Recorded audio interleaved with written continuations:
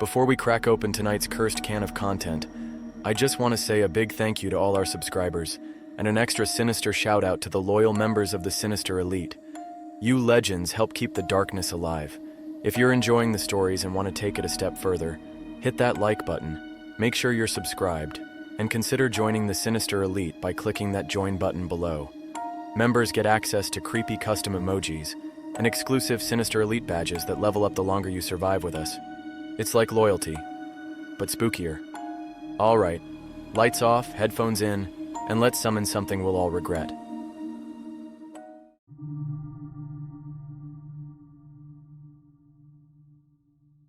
Graveyard work ain't as spooky as people think.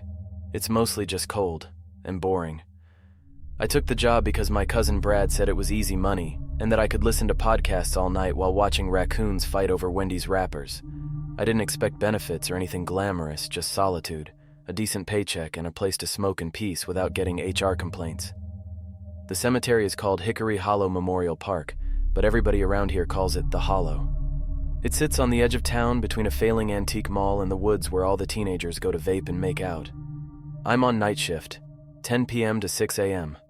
All I do is monitor the perimeter cameras, walk the gravel paths every hour, and make sure nobody's vandalizing tombstones or trying to dig up Grandma Edna.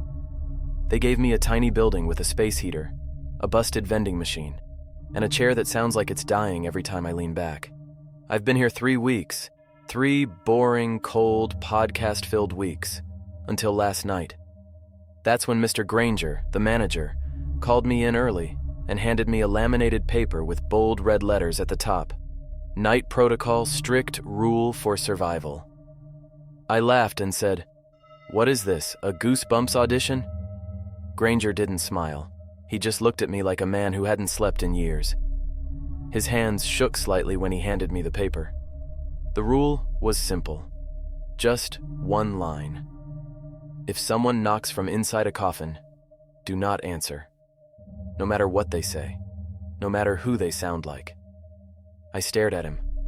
Wait, from inside a coffin? Granger nodded. It'll happen. Not every night, not even every week. But when it does, you'll be tempted. I opened my mouth to make a joke, but he cut me off with a look so dead serious it shut me up. They'll sound like your mom, or your best friend, maybe even your dog. But it's not them. That was it. He handed me the keys, patted my shoulder like I was already doomed, and left. Naturally, I assumed it was some weird hazing thing. Like maybe the old guys at the funeral home across the street were pulling a prank, or maybe Brad was trying to scare me for fun. But then came last night. I was halfway through my shift, around 2:37 a.m., just finishing my second loop through the south field near the newer graves. I had a flashlight in one hand, my vape in the other, and one earbud in listening to a podcast about cryptid sightings in rural Iowa. I paused to stretch and check my phone when I heard it. Knock, knock, knock. It was coming from grave number 42. I stopped. Okay, no way, I muttered. Way the grave belonged to some guy named Martin Keller. Died in 2003. Nothing special about him. No decorations. Just a cheap stone marker and a fresh bouquet someone had laid earlier that day. Then I heard it again. Knock. Knock. My heart dropped into my boots.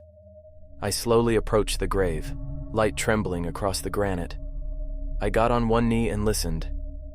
Then I heard it. Clear as day. "Hey, bud. It's Brad. Can you help me out of here?" I felt ice run down my spine. It was Brad's voice. Same goofy tone, same weird nasal whine he got when he was nervous. And it was coming from beneath 6 feet of packed soil. I stumbled back and nearly dropped my flashlight. "Brad?" "Yeah, man, it's me. You gotta dig me out, bro. I think they made a mistake. I'm suffocating, dude. Please."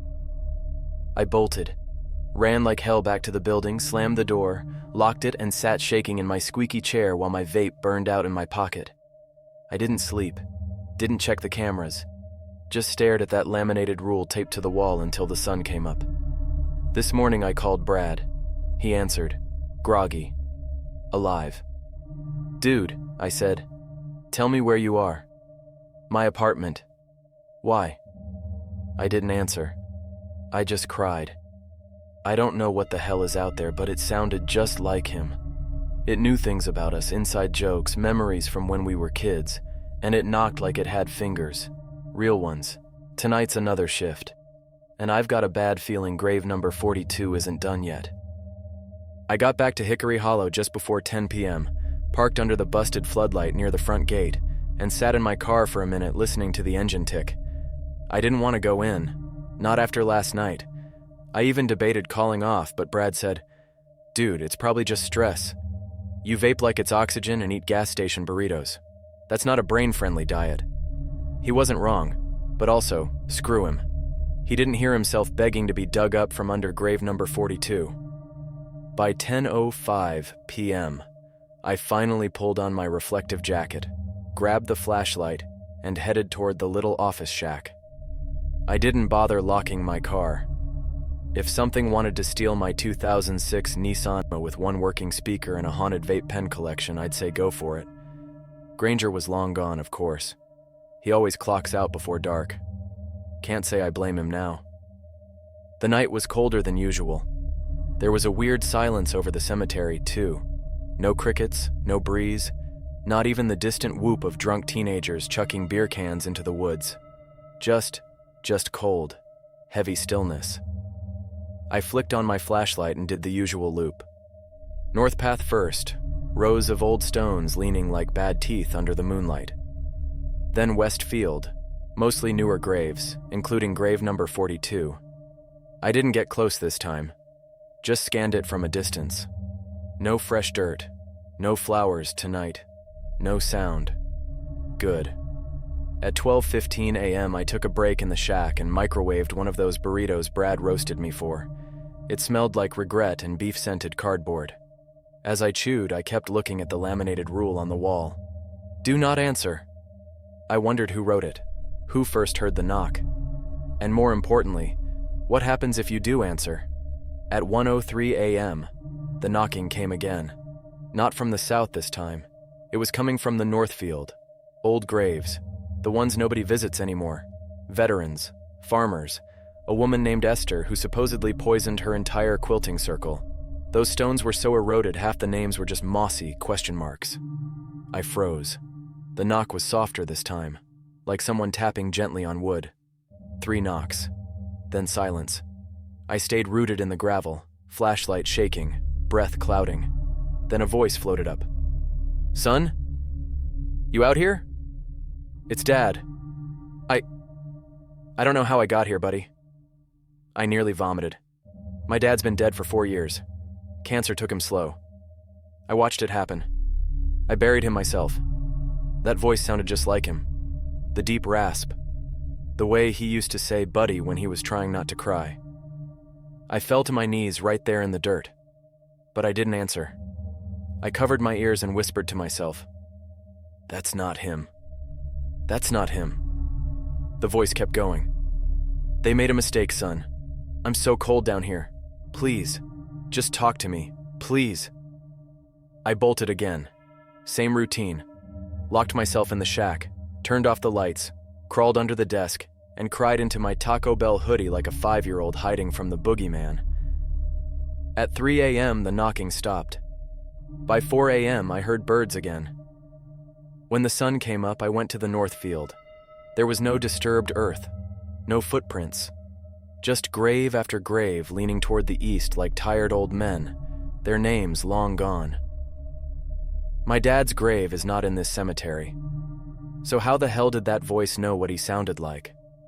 How did it know about the birthday fishing trip he missed, or the smell of his old flannel jacket? This isn't just ghosts, it's something else. And now I have a theory. It doesn't knock randomly. It chooses. It watches. It waits until it knows exactly who to sound like. That's why the rule says, not to answer. Because the moment you do, I think it gets closer. And maybe the next time it knocks, it's not under 6 feet of soil anymore. Maybe next time, it's standing right behind me. By the 3rd week, I stopped trying to pretend this was just some prank or sleep-deprived hallucination. Something out there was knocking, and it knew things about me no one else could have known. It knew my dad's voice, my cousin's jokes. It even mimicked my childhood dog once. Same high-pitched yelp she used to make when she wanted to be led on the couch. That one almost got me. Almost. I started noticing other weird things too. The vending machine in the shack started glitching. It would click and hum randomly at night, even when I wasn't touching it. Once it spit out 3 bags of chips at once, each with the label scratched off. Just plain silver packaging. I didn't touch them. Then the radio started turning on by itself. That old emergency radio in the corner hadn't worked in years. Suddenly it would crackle to life and hum with static, always between 2 and 3 a.m. One night it whispered my name, not shouted. Whispered. I unplugged it, threw it outside. Next night it was back on the shelf, plugged in and powered. So I did what any rational guy would do. I stopped doing the patrols. I stayed in the shack, duct taped the doors, turned up my headphones, and watched reruns of King of the Hill on my phone like a spiritual shield. That worked for exactly 2 nights. On the 3rd, I got a text at 2:47 a.m. It was from a number I didn't recognize. No name, no area code. It just said, "You forgot the south gate." I stared at the screen until my hands went numb. Then it buzzed again. "We can hear you breathing." I turned off my phone. At 3:12 a.m., the shack door knocked. Not pounded, not rattled. Just, knocked.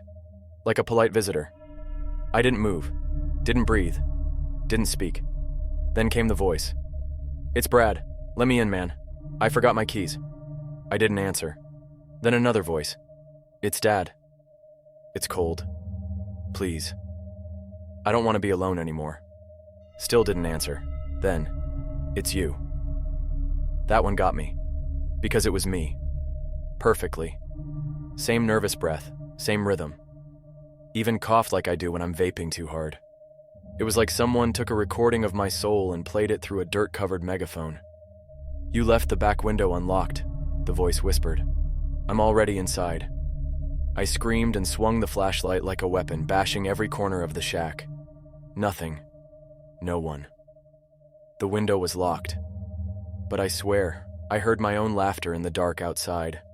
Like I was laughing at myself, from the trees. And that's when it hit me. It doesn't just know who you love. It knows you, your voice, your memories, the way you breathe. It gets closer the longer you listen, the more you hesitate, the more you almost believe. And if you break the rule, even for a second, it starts mimicking you, trying you on like a coat. I don't know what happens if it fits, but I know it's trying, and it's getting better at sounding like me. I started recording myself, not for safety, not really, more like a proof. If this thing was learning to mimic me, I needed to remember what I actually sounded like, just in case it ever got too close, too good. I kept little voice memos, stuff like, "Hey, it's me, real me. Graveyard shift, still alive, I think. Pathetic, maybe. But when something's whispering your secrets through soil and locked doors, even hearing your own voice on tape feels like an anchor." I also started carrying a small mirror in my pocket. Granger once told me before he handed me that rule sheet that you'll know it's not you if it doesn't blink right. At the time I laughed. I thought he meant ghosts, but now I understood. Because blinking? That's muscle memory. Human habit. The thing in the graves. It imitates. But it doesn't live. It can't blink naturally. It can laugh. It can speak. But it never blinks right. I only learned that the hard way. Thursday night, I got called to the West section. Camera 6 was acting up. Granger texted me. "Check it. Might be local kids again." So I went, and found no kids, just me. Standing by grave number 42. Same jacket, same flashlight, same vape in hand. He turned and smiled when he saw me. "Hey man," he said. "Granger sent me too." I didn't speak, didn't move. He walked toward me casually like we were carpooling to hell. Then I pulled out the mirror, held it up, and he blinked. But not right. One eye at a time. Off rhythm. Like he couldn't remember which came first. Then he smiled wider and said in my exact voice, "That's not fair." I ran. Didn't stop until I was locked in the shack again, pushing the desk in front of the door and breathing through a panic attack while my real self begged me not to throw up on my only hoodie. It was me, but wrong. A living echo, and it wanted in. That night I didn't sleep, not even after sunrise. Granger showed up around 7 a.m. like always, knocked on the shack door and peeked inside. I had my mirror up before I even said a word. He blinked normal, sighed. "Yeah," he said. "It saw you, didn't it?" I nodded. He took a long breath and handed me something, a bottle of water, a granola bar, and a small cloth pouch. "What's this?" I asked. He just said, "Salt." I raised an eyebrow. "It's not for eating." Then, he walked out. No more answers. Just salt, silence, and another long night ahead. That cloth pouch of salt didn't leave my pocket. I didn't know why it worked, if it even did, but I wasn't about to question it. In this job, logic clocked out months ago. Now I worked with rules, gut feelings, and a healthy fear of being impersonated by something that blinks like a broken animatronic. Friday night was quiet. Too quiet. No knocks, no voices. Even the vending machine behaved, and I hated it. Silence meant it was watching, waiting, getting smarter. I walked the paths anyway, mirror in one pocket, salt in the other, flashlight clenched like a weapon. The flashlight beam caught nothing unusual until I got near the center plot. That's when I noticed something new. A fresh grave, unmarked. No headstone, no flowers, no funeral markers, just dirt. Still loose and damp like it had been filled in earlier that day. I checked the logbook. No new burial scheduled. I called Granger. No answer. I squatted down beside the grave and whispered, "I'm not falling for it." That's when the knock came, not from the grave, from behind me. I spun and saw the shack's front door swing open, though I'd locked it an hour ago. Someone was standing inside, wearing my hoodie. Same building, same face. And he was holding up a mirror. Only this time, he did blink right, but something was still off. Too still. Too perfect. Then he smiled and said in my voice, "Don't worry, I'm on break." I pulled out the salt and gripped the pouch tight. He hissed. "I swear to God," he hissed, like a raccoon caught mid-heist. Then he vanished, just blinked out of existence like he'd never been there. The door slammed shut on its own, and I stood there shaking like a leaf. Later that night, I poured the salt in a wide ring around the shack. I don't know if it's folklore or some weird spiritual electric fence, but I slept for an hour without hearing myself scratch at the window. When I woke up, there was a single word scratched into the glass from the outside. Soon. I called Granger again. Left a voicemail this time. I think I broke the rule. I didn't answer, but I saw it. Does that count? He didn't call back, but a new laminated sheet was taped to the inside of the shack door when I came in tonight. Same red letters. New message. If it gets your voice, it's close. If it gets your face, it's here. If it gets your name, run. I read it 3 times, then checked the mirror, and whispered my name out loud, just to see if anything whispered it back. Nothing did. Yet. Tonight I brought a crowbar.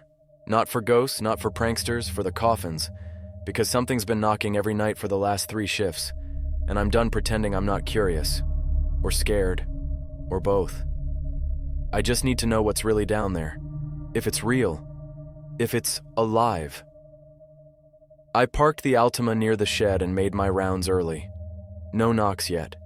Just that same bone-dry silence hanging over the graves like a fog that forgot how to move. By 1:30 a.m., I was standing at grave number 42 again.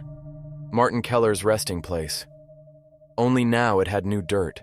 Different texture, fresher. I checked the registry again. Still no scheduled burials. The dirt wasn't there 2 days ago. I dropped to my knees and dug. I know how that sounds. But I needed proof. Answers. Maybe even closure. I'd brought gloves, a mini spade, and the crowbar. Took me about 20 minutes to hit something hard. Old wood. That's when it knocked, right under my hand. Knock, knock, knock. I yelped and dropped the crowbar, stumbling back. Then the voice came. Don't be scared, man. It's just me. It was my voice. We've been stuck down here a long time. I think they buried the wrong one. I couldn't move. My knees locked. Let me out, it whispered. I'm the real you. I wanted to run, but I didn't. I grabbed the salt from my pocket and poured it over the dirt. Then I slammed the crowbar down on the wood, hard enough to splinter it. The knocking stopped instantly. Silence. Deep. Heavy. Then something growled. Not human. Not me. It was like a lion in a garbage disposal had a baby, and that baby had a sore throat and a grudge. The ground trembled slightly. Then the voice changed. Low. Guttural. Alien. We let you live this long to make you real. I don't know what it meant, but I dropped the tools and ran. I locked myself in the shack, broke the mirror in a panic trying to check my face, and sat in the dark listening to my own voice scream at me from outside. Let me in. Let me in. Let me in. Over and over, until right around 4:44 a.m., when it stopped. Now it's quiet again, but the salt ring around the shack is cracked, like something heavy stepped on it. And I just got a text from Granger. No words, just a photo of me, standing in the north field, smiling, holding the crowbar. I didn't respond to Granger's text. What was I supposed to say? Hey, that's not me. I'm in the shack crying into my hoodie while my doppelganger takes moonlit strolls with my tools. Yeah, no thanks. Instead, I stayed locked in the shack, salt in both fists like a nervous exorcist. The wind howled for a while and I kept waiting for another knock, another voice. Nothing came. Around 5:30 a.m., just before sunrise, the radio kicked on by itself. Not the old emergency one. I unplugged and smashed that 2 nights ago. This was a handheld walkie Granger had left me back when I started. It hadn't made a sound since the day he handed it over. Now it buzzed to life with a pop of static. Then I heard my own voice on the other end. This is Kyle. Shack's secure. I've contained the anomaly. It was me, saying things I never said. Calm. Professional. Like I'd trained for this. But I hadn't even touched the radio. The voice continued. Proceeding to phase 2. We'll need a new body by sunrise. This one's cracked. I grabbed the radio and shouted, Who is this? Silence. Then a different voice came through. One I didn't recognize. Deep, cold, emotionless. Thank you for hosting. You've done well? I smashed the walkie against the wall, hard enough to break it in two. That's when the lights went out. Every bulb in the shack popped like gunshots. The little desk lamp flared, then died. Even my phone, 100% battery, flickered and went black. I was surrounded by darkness so thick I couldn't see my hand in front of my face. And then, the knocks started, all around me. Not just one spot. The shack was surrounded. Knock, knock, knock. They weren't in unison. They were communicating. I could feel it, like they were deciding something. Then one voice spoke, from the wall to my left. You broke the rule. Another spoke from the right. You saw your face. Another, behind me. You answered the dirt. I stood frozen in the center of the shack, salt pouch in one hand, broken mirror shard in the other. Then the door opened. It didn't creak, didn't slam. It just opened. And standing there, silhouetted by the faintest pre-dawn light, was me. Not twitchy like the others, not glitching, Perfect. Except, he wasn't breathing. He stepped inside slowly, boots quiet on the concrete. I raised the mirror shard. He didn't flinch. He blinked. Perfectly. Matched my breathing. Matched my stance. Even wore the same stain on the left side of the hoodie from when I dropped burrito sauce 3 nights ago. He was me. And I could feel him in my head. Pushing. He smiled. "You're tired, man. I get it.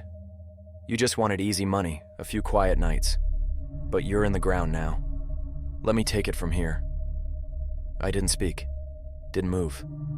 If I even acknowledged him, I was afraid I'd lose my grip on being me. He took a step closer. "Just say it. Say your name. Let me hear it." I squeezed the salt pouch and whispered one word. "No." Then I flung the pouch straight into his chest. Salt burst across his hoodie in a fine white cloud, and he screamed. Not my voice anymore. His skin rippled, melted, twisted into something wet and wrong, like muscle and bone rearranging under a tarp. His face stretched into too many versions of mine. Younger, older, crying, laughing. Then he exploded into ash, right there in front of me. The wind howled again. The knock stopped, and I stood there, covered in salt and sweat, crying as the sun finally broke over the trees and lit the edge of the cemetery in warm, golden light. Granger showed up around 7. He saw the wrecked shack, the busted mirror, the salt circle like an exorcism crime scene. He said nothing, just handed me a coffee and sat beside me on the concrete floor. After a long silence, he finally muttered, "So, it got your face?" I nodded. He sighed. "You're done then. You can't work here anymore." I turned to him. "You firing me?" "No," he said. "I'm replacing you." That's when I noticed. He looked tired, like too tired. His eyes were sunken, his hands bandaged. I whispered, "It got you too, didn't it?" He nodded. 10 years ago, I lasted longer than most, but now it knows my walk, my smell. Last night I heard it breathe like me. He stood, groaning like an old floorboard. You get one warning and one rule. After that, it starts trying to wear you. "So what now?" I asked. Granger walked to the door. "Now you forget. Get a job at a gas station or a dog park, anywhere but here." He paused, then tossed me a clean laminated sheet. Same red letters. New name at the top. "Night protocol. Strict rule for survival. Train your replacement," he said, "and tell him to bring salt." Then he left me there, alone. Except I wasn't. Because that night, I walked the cemetery one last time, and I swear, from the ground beneath grave number 42, I heard me knocking.